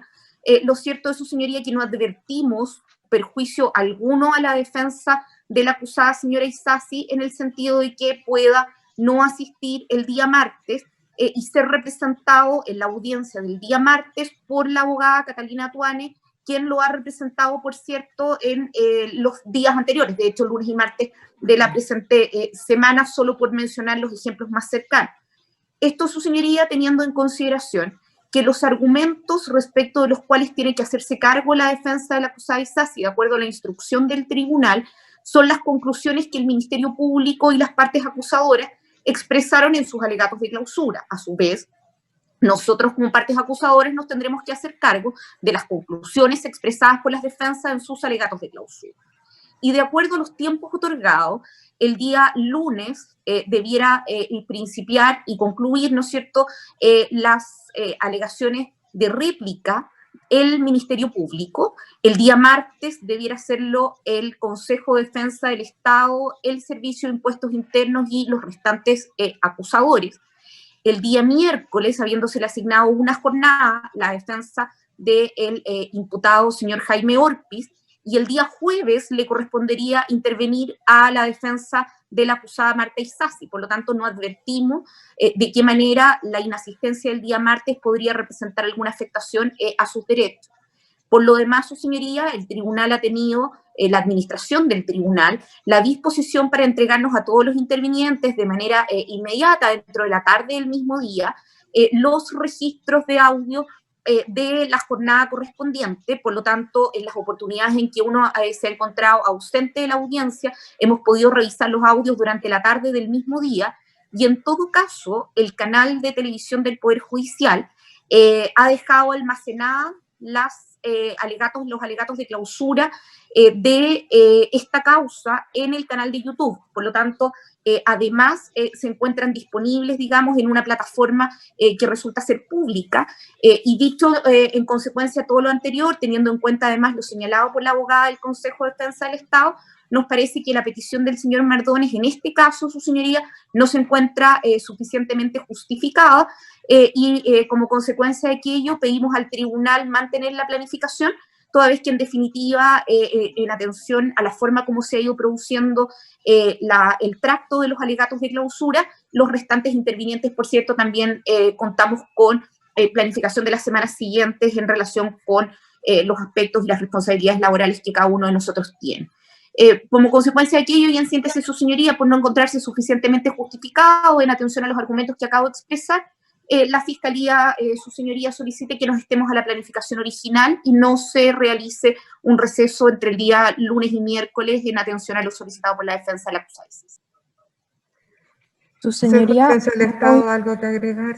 Sí, su Muy señoría. brevemente, su señoría, es que quisiera Un hacer una segundo. precisión de algo que la defensa del señor Lobos, que dijo la señora fiscal. Luego tendrá el turno correspondiente. Vamos a escuchar el es Consejo que- de Defensa.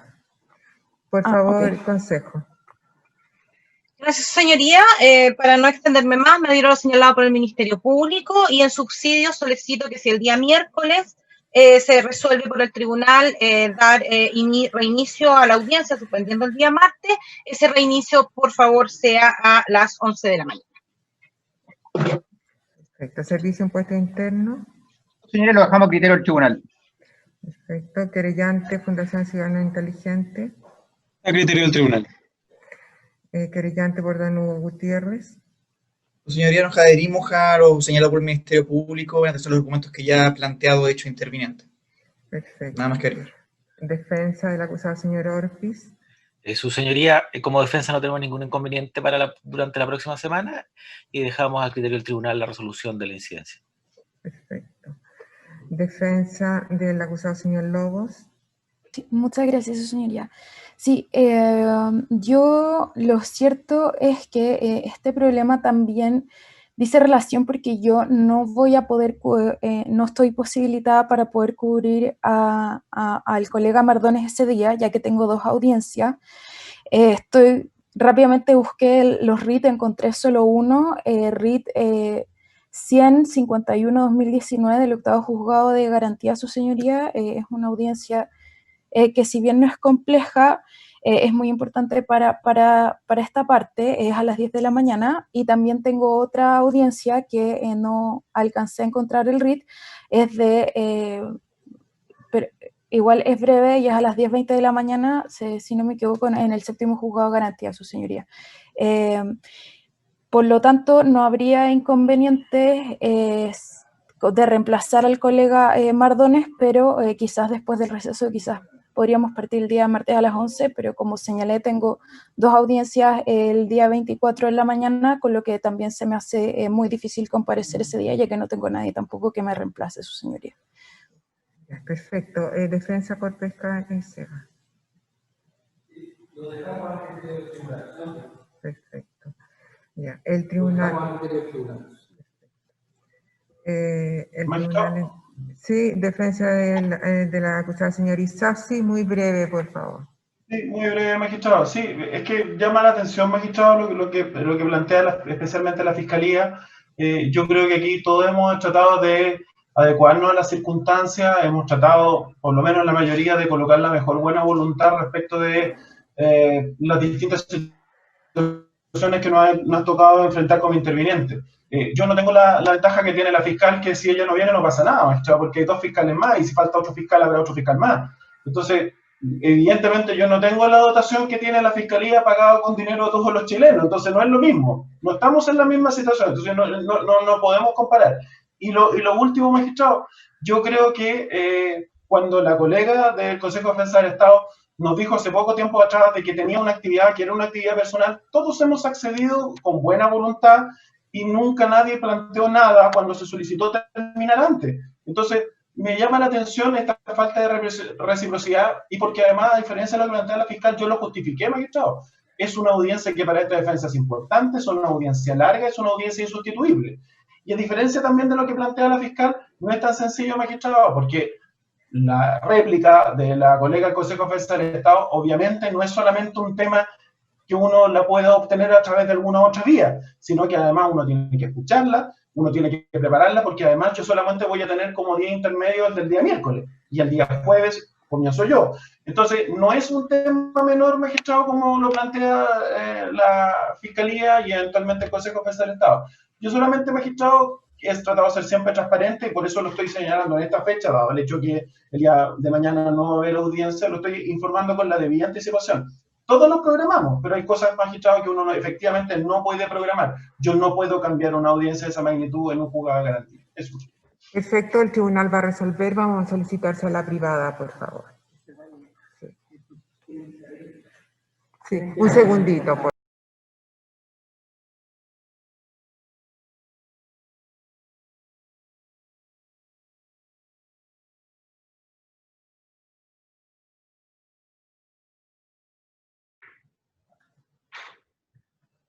Volviendo entonces a la sala de audiencia, la principal, y resolviendo este estrado lo solicitado por la defensa de la acusada señora Isasi. Este estrado ha resuelto tener en consideración lo expuesto por esa defensa en conexión a lo expuesto por la defensa alternativa, que es la defensa de la acusada señor Lobos, que está hecho cargo también de la representación de la señora Isasi en alguna de las audiencias. Y en ese entendido, entonces, como ya dije, vamos a acceder a lo solicitado, pero solo en cuanto este estrado va a diferir la audiencia para el mismo día martes, y la va a iniciar a las 13:30 horas. En esa audiencia del día martes, entonces, corresponde las réplicas del Consejo de Defensa del Estado en un bloque, esto es 1h30, y luego las del Servicio de Impuestos Internos por 20 minutos y la de los querellantes por 10 minutos cada uno, de tal forma que dicha audiencia se extiende desde las 13:30 a minutos antes de las 16 horas que corresponde al horario de funcionamiento del tribunal. Y en ese entendido, el resto de la programación sigue tal y cual a como se informara al inicio de esta semana. Se va a solicitar, como se anunció también entonces, será un receso hasta el día subsiguiente, esto es hasta el próximo día lunes a las 9 horas para iniciar las réplicas y también se les recuerda que este estrado ha limitado los tiempos de cada interviniente y va a adoptar las medidas más estrictas al respecto, en el sentido de que deberá cada uno atenerse al tiempo que le fue otorgado y será, por tanto, cortado al cumplimiento de tal periodo. ¿Algo más? No, Mitra, Nada muchas más, gracias. su señoría. Muchas gracias. Gracias, señoría. Perfecto, Tengan un buen fin de semana. reiniciamos entonces el día lunes próximo a las 9 horas. Que tengan Hasta luego, buen su fin de señoría. semana.